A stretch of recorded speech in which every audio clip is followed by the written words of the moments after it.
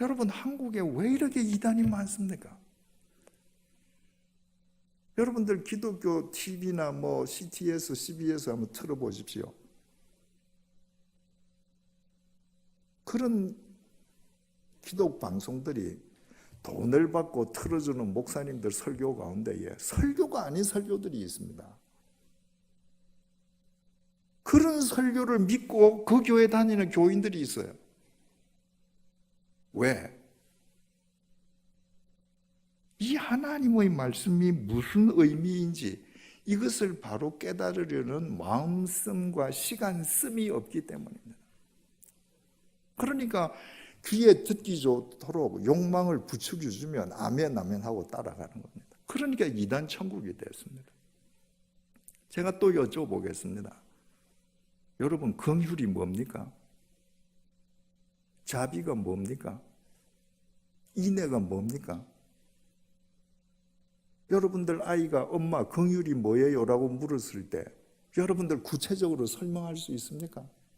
못하지요. 평생을 예수 믿으면서도 긍휼이 뭔가 한 번도 여러분들 질문 안 해본 거예요.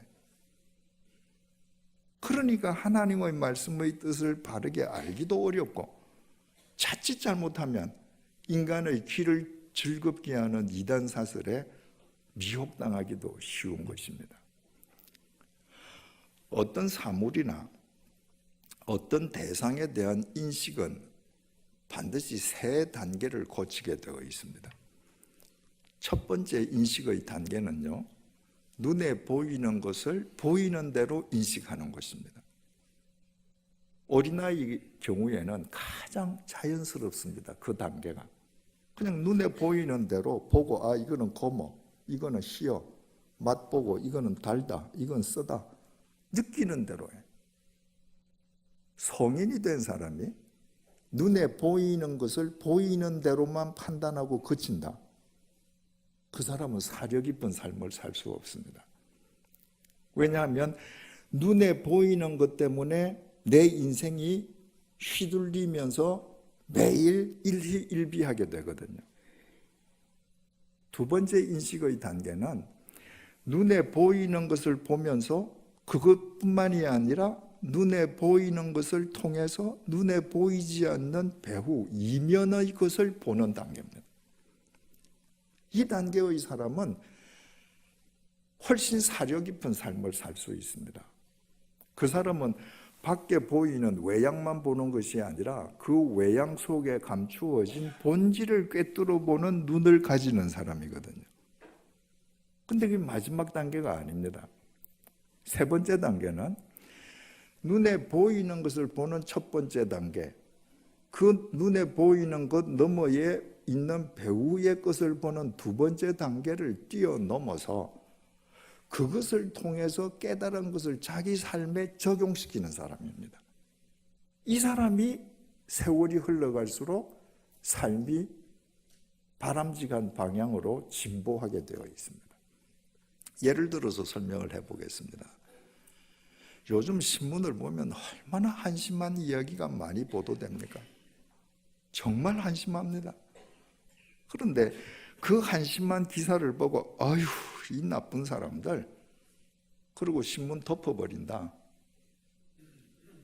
그러면 그 첫 번째 단계 사람, 그런 분은 일평생 신문 보고 그렇게 욕하고 화만 내고 끝나는 거예요. 두 번째 단계는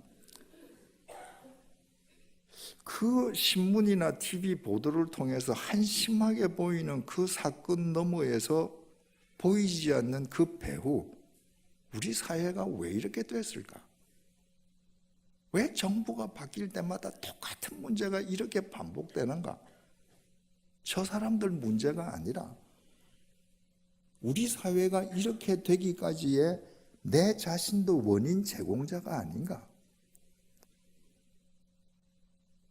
그 너머를 보는 것이 두 번째 단계입니다. 세 번째 단계는 이 형편없는 이 사회에서 일어나는 일들을 보면서 이게 결국 내 문제가 아닌가를 느끼는 두 번째 단계를 넘어서 그러면 내가 이런 시대 속에서 어떻게 살아갈 것인가? 지금 우리 사회에서 일어나는 온갖 비리 이런 것들이 지나온 세대의 사람들이 뿌려온 씨앗들이 열매 맺는 것이라면 지금부터라도 누군가 바른 열매를 뿌려야 10년, 50년 후에 우리 자식들 대해서는 바른 열매를 거두지 않겠는가? 그러면 모든 사람이 시류를 따라가더라도 나 혼자만이라도 뿌려야 할 씨를 바로 뿌리자. 이게 세 번째 단계입니다.